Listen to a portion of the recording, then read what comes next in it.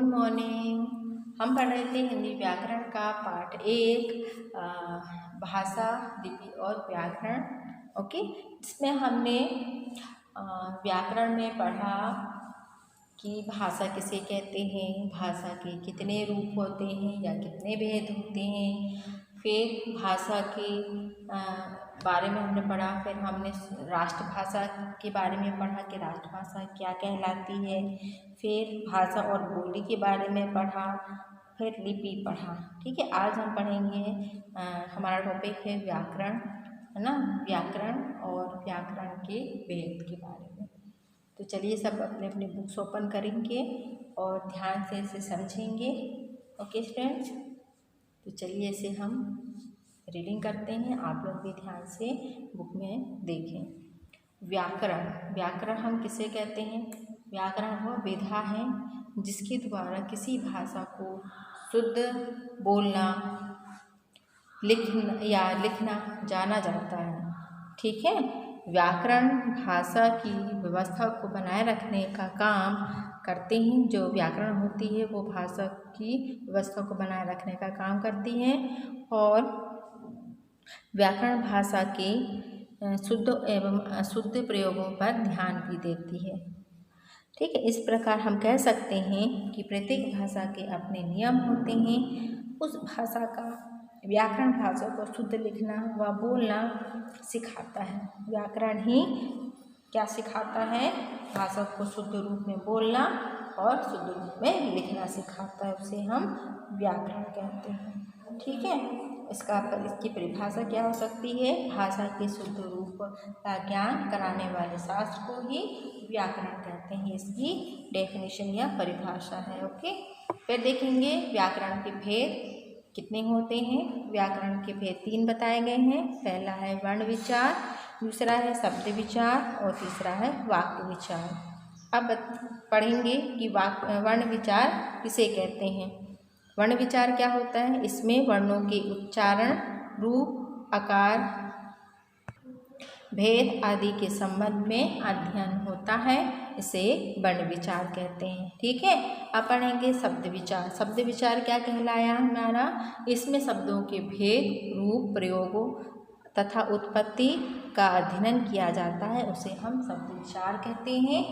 और तीसरा है वाक्य विचार। क्या है? वाक्य विचार। अब वाक्य विचार क्या कहलाया?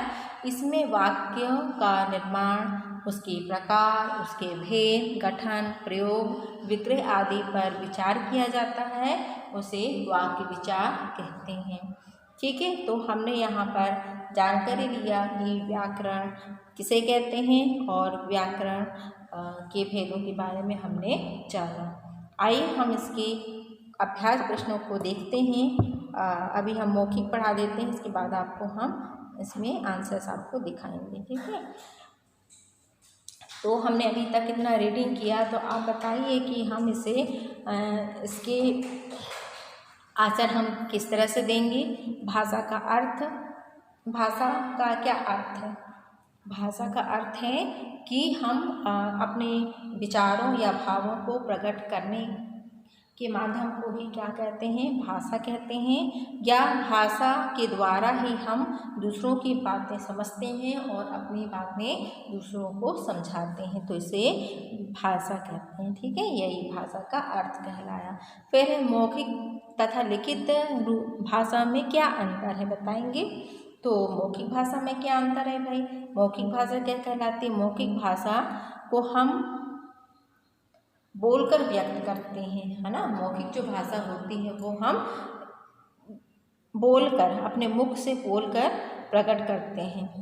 जैसे कि बच्चा लिखने से पहले ही क्या करता है? अपनी मातृभाषा को सीखता है, बोलता है। तुरंत तो लिखना नहीं जान सकता वो, है ना, तो वो क्या करता है? सीधे सीधे वो स्टार्टिंग से ही बोलना शुरू करता है। फिर वो क्या कहलाती है? अपनी मौखिक भाषा कहलाती है ना। फिर लिखित भाषा क्या कहलाती है? जब हम लिखकर अपने विचार व्यक्त करते हैं तो उसे हम लिखित भाषा कहते हैं। ठीक है, अब जैसे कि लिखित भाषा में हम क्या क्या प्रयत्न कर सकते हैं लिखने का, जैसे कि पत्र लिख सकते हैं, एक किसी के लेख लिख सकते हैं, एक पुस्तक बुक लिख सकते हैं, कहानियाँ लिख सकते हैं, किसी के बारे में समाचार दे सकते हैं, समाचार पत्र लिख सकते हैं, पत्रिकाओं को लिख सकते हैं। तो ये क्या हो गई, अपनी लिखित भाषा में आ गया। तो यहाँ पर समझ में आया बच्चों कि यहाँ पर कि मौखिक और लिखित में क्या अंतर है। ठीक है, तो होमवर्क है कि आप इन क्वेश्चनों के आंसरों को रीड करके आएंगे। ओके।